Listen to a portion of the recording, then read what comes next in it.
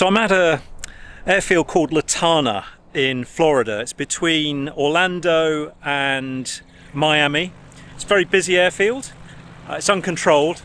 And I've come here today to kind of give you a guide of what you need to do if you're a British pilot and you want to fly in the States. Let's say you've got a UK license and you've always had the dream of coming here, exploring the States, renting a plane. There's a few hurdles you have to go through, and we're going to talk about that today. So in this video, I'm going to talk about getting an FAA Piggyback license, which allows a foreign private pilot to fly N-registered aircraft outside of the UK. I obtained an FAA Piggyback certificate a few years ago. It's valid as long as I keep my UK license up to date and current, but to use it, I have to do a flight review every 2 years with an FAA instructor. The UK Biennial flight with an instructor doesn't count. I've come to Aviator Training Palm Beach in Florida, a Cirrus approved training centre, and Martin Guilfoyle is going to get me current and also tell you what steps you need to take if you want to get an FAA Piggyback certificate. I'll also give you my impressions on the small amount of flying I've been able to do in the US and what I've found most challenging. I would be terrified. I mean, you said to me coming in here, do you want to talk to Palm Beach, the international airport, to get a clearance through? And I said, no, thank you. Yes.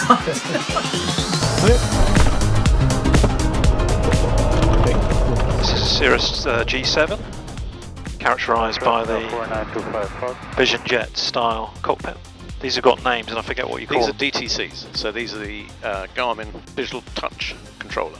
I was one of the first video journalists in the world to fly the G7, and there's a video about that with the sales rep from Cirrus. I'll put a link up in the screen so you can see that. So this will be a nice takeoff because we're going straight out over the ocean. Okay, and we're good for airspace to maintain runway heading? Yep. Lantana traffic, Cirrus taking off runway 10, straight ahead to the east, Lantana. So we've got transponder, is that on altitude now? Yep. And so we've got heading 10, put 10 up there. Flight director and FLC for 100. Okay.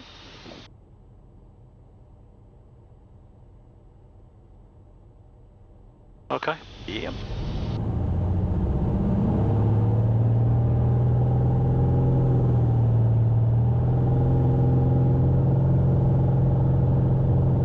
Okay, airspeed's increasing. Looking for, I think it was 85, was it? Yeah, no, 65. 65. A little bit of back pressure. We have a power of 180, Lantana.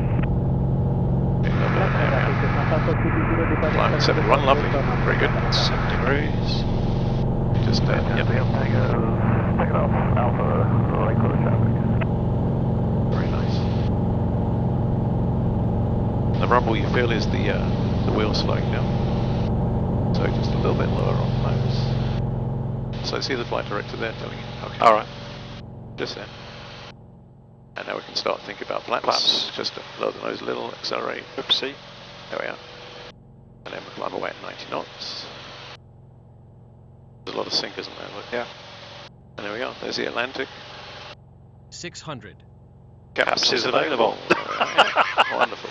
Then we'll turn right when you can, follow the ocean. And then our cruise power is 65%. Free Alpha Tango, the right base, taxi Alpha. So after takeoff checks. Yep, so what we can do now is use the, we'll do our climb checks, so we can get High power is set, flaps verify up and up. Mixture, oops, climbing that. So what do we want to lean to? get it to the blue line there. Mixture, engine, monitor, they're all in the green. Fuel pump as required, so that can come off now, or do you leave it on at this altitude? I just leave it on permanently, Okay. on the 22. Okay, and then when you can, we take up a southwesterly heading. Southwest. A bit more west then. Yeah, about 240. For my biennial flight review with Martin today, we're going to focus on mastering the autopilot and doing some RNAV approaches, two things that will be pretty beneficial for my future flight. Earlier today we spent an hour together on the ground, which is also required by the FAA as part of the review. We talked through the various US regulations, the differences, the slight variations in the rules for VFR and IFR compared with the UK, the airspace entry requirements and so on. Now I'm not going to cover that in this video, it's all covered in the Federal Aviation Administration Code of Federal Regulations. The key items to digest are Part 61, which covers pilot and instructor certification, and Part 91, the general operating and flight rules. But let's deal with that administrative side, getting that piggyback. Let's say you have a UK license, you want the piggyback, what do you have to do and how long is it all going to take?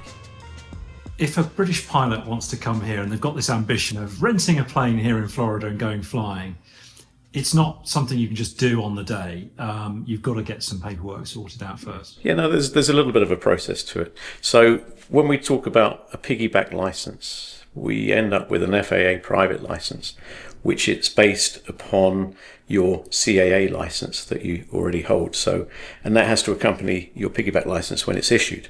So that means your medical must be up to date and you must be valid and also have a medical certificate and not a PMD. It's a two-step process, or maybe three-step process, because you register for an account with the FAA first of all, which is called IACRA, IACRA.faa.gov, and in there you register for the account and then you go to foreign license verification. You see the jurisdiction is United Kingdom, civil aviation, you input your license number there and then that sends it off to the CAA. For that there's no charge. Then you have to go to the CAA and ask the CAA and authorize the CAA to release your details to the FAA and pay a fee, and then they will issue the foreign license verification. I've heard it taking 2 to 3 weeks to 2 months or so. So it's something you want to plan ahead, and if it's something you want to get, do the foreign license verification now. Once you have the foreign license verification, you can present yourself at an FAA Field Services District Office, a FSDO. Here in Florida, we have one in Miami, and we also have one in Orlando. So their phone number is published, so you call them, book an appointment, tell them you already have the foreign license verification, and they'll tell you what to bring with you. Then they will verify your license, and they will issue on the spot, they'll issue with a temporary airman certificate, and on the temporary airman certificate will say you've got a private license based upon the UK one. That's good to go for flight, and then you can do your flight review, and then you're good for 2 years. Eventually the FAA will send you the physical license card itself, but you can fly straight away on the temporary airman certificate. In the past, you used to be able to do all the verification and get issued with your certificate in the UK, but now you have to actually go to an FAA FSDO office in the US to complete the process. I'm hoping to return to the States in my own aircraft next summer, crossing the Atlantic in my 1977 Piper Arrow. One of the reasons I've come to Florida now is to build up experience flying in the States, but also to try out an Atlantic crossing. I flew back to the UK in a brand new PA-28 diesel Archer straight out of the factory with ferry pilot Ralph Salvini. It was quite an adventure with some stunning views of Greenland and Iceland, as you can see. I learnt so much from the trip, and I'll be sharing all of that with you in an upcoming episode. So make sure you subscribe to the channel. And in fact, I've already shared some of the flight and some of the conversations I've had with Ralph over on my Supporters Club channel. You can find the bonus content now on Patreon. The link is on the screen and in the video description. So when you can, let's just do a climb up to about 4,000 and just avoid the cloud. Back to today's flight, and Martin has been helping me get to grips with the Garmin Digital Autopilot. I'll be having one fitted to my own Arrow before I fly here next year. And so now you're flying the flight director, so if you wanted to have a little rest or break, just press AP. And then it will just take over. Have a look. Yeah. How's that? Feels a little disconcerting when you engage it at the beginning. 4,100. So you're from England originally? Originally, yeah, London. Lived here now for 30 years. 30 years. Yeah. And you've got dual CAA and FAA instructor privileges. Indeed. As well as mastering all the different modes on the autopilot, we practiced some slow flight Stall. Do you feel the Stall. Yeah, good stick shaker. yeah? and performed an RMP approach to a completely uncontrolled airfield, something very alien to British pilots. Full power, pitch up. Minimums. There we go. Okay. 500. All of that went well, but when it came to talking on the radio here, something I find quite easy in the UK, I just didn't want to do it at all. Anyone make the call? No. Okay. Chicken. Okay. Approach, good afternoon. Cirrus 561 Romeo with you, 2000. Afternoon, Cirrus 561 Romeo, Palm Beach, altimeter 3003. 303, 561 Romeo.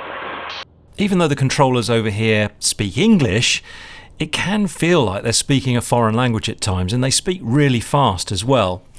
After this flight with Martin, I flew with Lewis from the YouTube channel Ludix Aviation, and I finally did strike up the courage to make some of the radio calls. That video's coming out in a few weeks, and you can see for yourself how I did.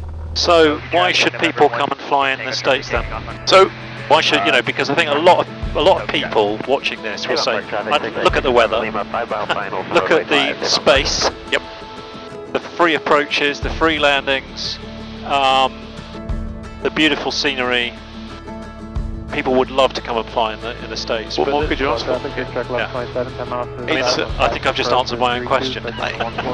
It was fun flying with Martin, and I came away with my FAA Biennial flight review complete and valid for 2 years, as well as having enjoyed the views of Florida's Atlantic coast.